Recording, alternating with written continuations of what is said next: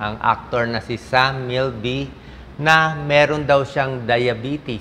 Pinost niya sa kanyang Instagram, nagulat yung mga followers niya.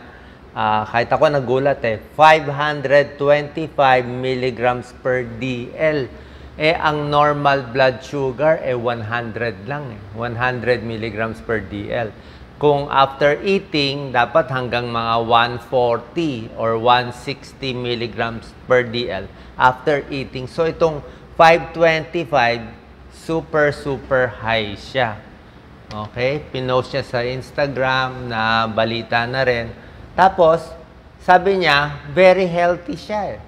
Health buff siya, nakakataka. Hindi daw siya mahilig sa matatamis. Hindi kumakain ng junk food tulad natin at iba dyan. Hindi mahilig sa soft drinks. Pero, nalaman niya meron siyang type 2 diabetes. Okay? Wala ding lahi sa parents and grandparents na may type 2 diabetes. Pero meron siyang early signs. Diba, lagi ko tinuturo sa inyo, early warning signs ng diabetes. Ito yung pinaka-early, laging nauuhaw at laging ihi ng ihi. Always thirsty, urinating often. So, tingnan natin ano magagawa niya, ano magagawa natin. Kung siya nga super healthy, nagkaroon pa ng diabetes, ganyang kataas, paano pa tayo? Dumadami talaga may diabetes. Nag-comment yung mga kaibigan niya, ito si Badet Sembrano, kaya yan, di ba? Yan. Si Tintin Bersola Babaw sabi, that's super high, ako din may diabetes, wala rin ako sweet tooth. Welcome to the diabetes, welcome to the Metformin Club daw, sabi ni Tintin Babaw. So, naka-Metformin, malamang mabibigyan din ng Metformin. Sabi na ibang followers, kaya pa yan ma-reverse. Yan, tuturo natin paano ma-reverse. Pero medyo mataas So, tulad na sinabi ko, maganda yung early warning signs ng blood sugar. Kaya nga sinabi niya, dapat nagpa-check pa ako mas maaga pa. Okay? Ito nga yung mga level. Tulad na sinabi ko, fasting blood sugar, pag wala ka kinakain, ang normal 100 yan, 99 and below ang green Pag 100 to 125, pre-diabetes na. So, baka alam na ni Samuel Bimer siyang pre-diabetes 1 year ago. Kasi sinabi niya, sana pre-diabetes pa lang ginagamot ko na. Ito pre-diabetes, 100, 125, medyo mataas. Pag lampas 125, 126, diabetes na. Okay, yung sa kanya, 525, which is super high, mabuti nga, hindi na, yung iba nako-comatose, nahihilo sa ganung level. So, tulad na sinabi, ito yung mga early signs, uuhaw, yung iba inaantok, yung iba naghahanap ng sugar, yung iba pumapayat o tumataba. Ito lumalabo mata, medyo late na to Itong namamanhid ang paa, late na rin yan. Kasi kailangan masira muna yung nerves sa paa bago mamanhid. Kailangan masira yung sa mata. Ito medyo late. Pero itong early, lagi ko tinuturo, increased thirst. Actually, yung unang-una pa nga, dry mouth. Dry mouth, tapos frequent urination. Always hungry. Kain ng kain, pero namamayat. Pwede rin yan, diabetes signs, lumalabas yung blood sugar sa katawan. Yan, pre-diabetes. Ibig sabihin nito, papunta na sa diabetes. Ito nga yung mga sintomas. Sugat na hindi gumagaling, medyo late na yan. Laging pagod, malabo mata. Pag babae, madalas may infection, pwede rin. Okay? Late signs, yung mga impotence, usually 5 years na diabetes. Complication, papunta pa sa mga kidney problem. Mas matagal pa, pero pag ganyan kataas, binabantayan. So, pag pre-diabetes o diabetes, maraming gulay kailangan kakainin. Okay? Iwas alcohol at bawas sa mga high carbohydrates foods. Yan. Pinapakita natin mga plant-based foods, iwas sa mga sugary at processed foods. So, nagtataka tayo yung nangyari dito kay Sam Milby. Paano nangyari? Hindi natin masabi. Kailangan siguro more history. Kung walang kamag-anak, baka mas overweight siya konti. Hindi natin masabi. Diba? Baka hindi nga siya kumakain ng matatamis, pero baka meron siya nakakain na akala niya okay eh. Baka possible eh. Like mga prutas, mamaya ituturo ko, di ba? Hindi lahat ng prutas okay sa diabetes. Merong mga prutas na hindi okay. Let's say, baka marami kang magmangga, marami kang mag-grapes, o kahit healthy yon, kung marami, matamis pa rin siya. O mahilig kang mag-shake, okay lang naman mag-shake, fruit juice, pero matamis pa rin siya. So, nililimit ang, wala talagang unli eh. Ang unli mo lang yung gulay. Gulay lang unli. So, baka medyo rich yung nakakain, hindi natin masabi. Diba? Or possible din kasi, marami talaga nagkaka-diabetes ngayon worldwide eh. Worldwide. So, parang hindi tayo makaiwas siguro. Siyempre, bawat punta mo sa supermarket, sa tindahan, sa restaurant, puro high sugar eh. Diba? Puro mga donuts, sari-sari, kahit coffee, ang dami ng cream.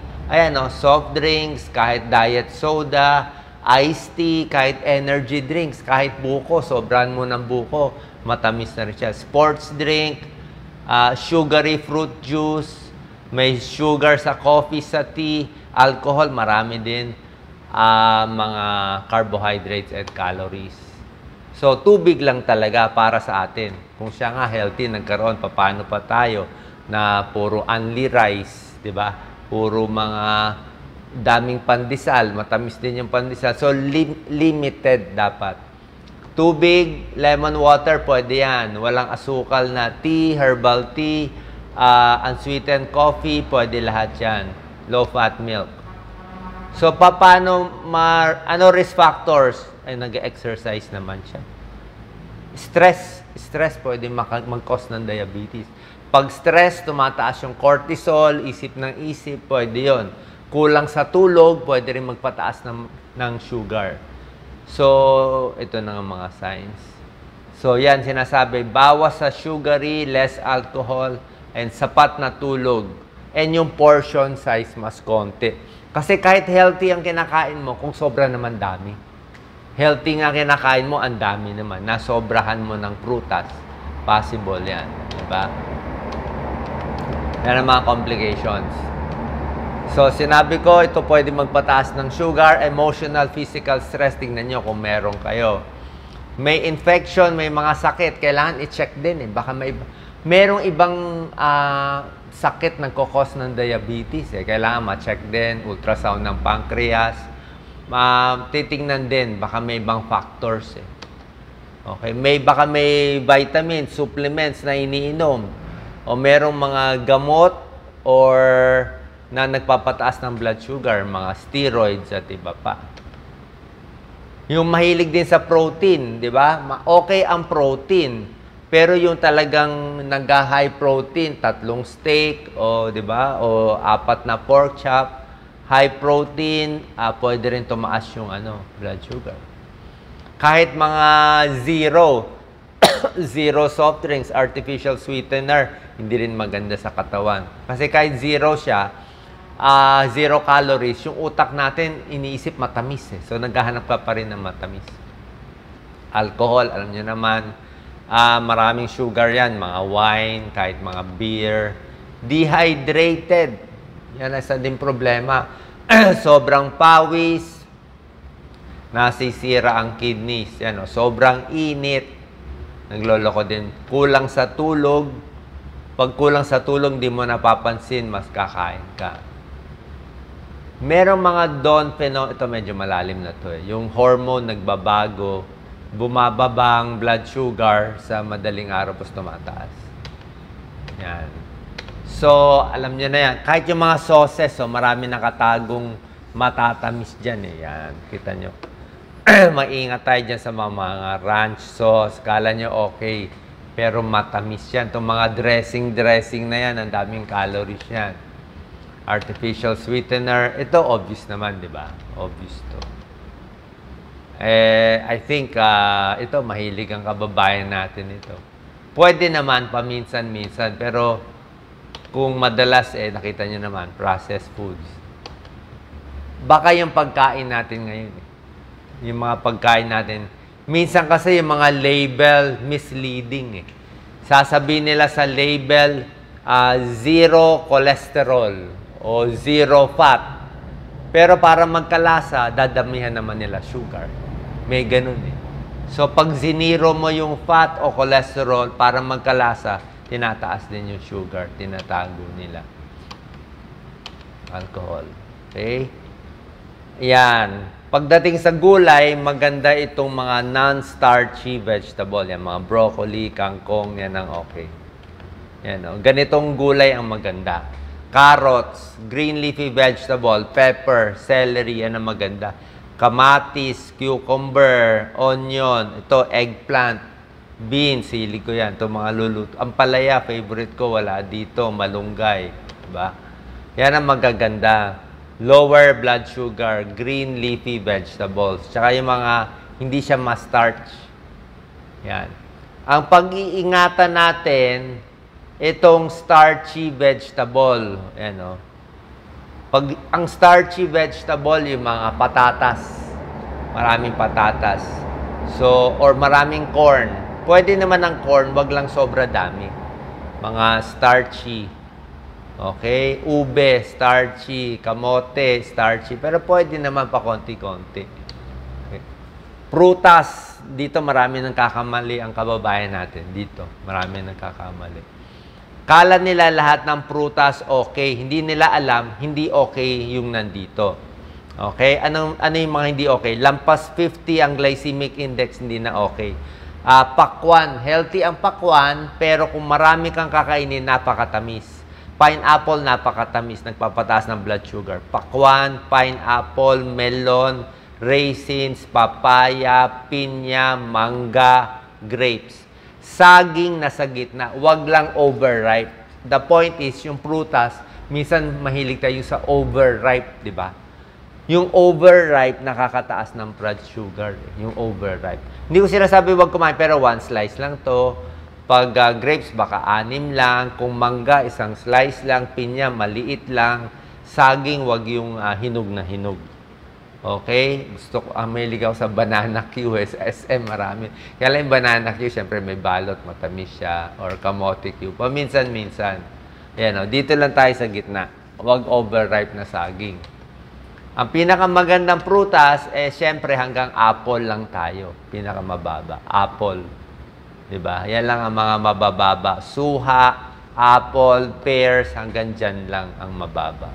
Ito, mahal naman ng cherries. Pero pwede rin. So, yan ang mga lower glycemic index, yung mga apple. Avocado, wag mo lagyan ng matatamis. Okay? Suha, pear, strawberry, pwede, wag mo lagyan ng matatamis. Yan ang mabababa. Ang matataas, watermelon, pineapple, mango, orange, somewhere in between. Okay? Baka sabihin nyo, lastly, walang makain, lahat to pwede, gulay. Okra, pampababa ng blood sugar, okra. Mahilig ka sa okra. At saka pinapaluto ko sa kanila, steam lang. Steam, lagyan mo na lang suka. Konti-konting bagoong pwede. Ampalaya, yan. Yan ang kinain ko kahapon. Walang sahog na ampalaya. Kamatis, sibuyas lang. Whole grain, brown rice, wheat bread. Lean protein, walang taba. Nuts and seed, pwede naman eh. Hindi ba bawal sa diabetes eh. Pang merienda siya. Pwede siya. Good fat siya. Strawberry, tulad na sinabi ko. Green tea, walang matamis. Apple cider, suka ginagamit.